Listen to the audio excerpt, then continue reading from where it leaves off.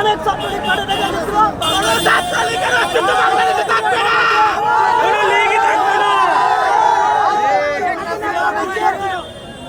শামীম ওসমান কোথায়? শামীম ওসমান খেলবে না, খেলবে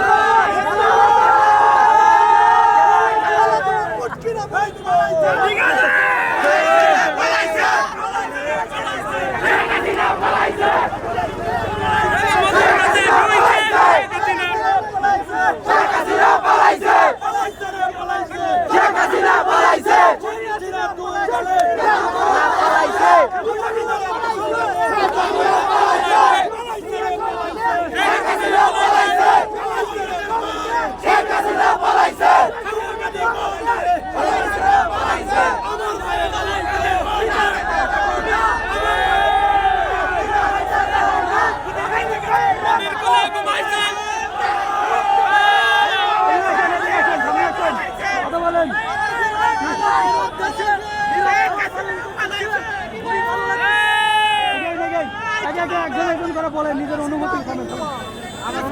আমি চাই আমার দেশে তো হুজুর আছে, যারা দেশের বাইরে আছে তারা সবাই আমাদের দেশে আসে।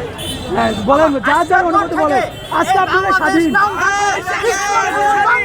সবাই সবাই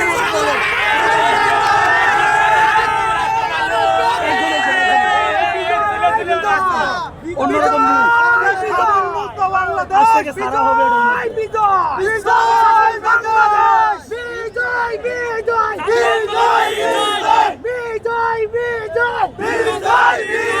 বাংলাদেশের বিজয়।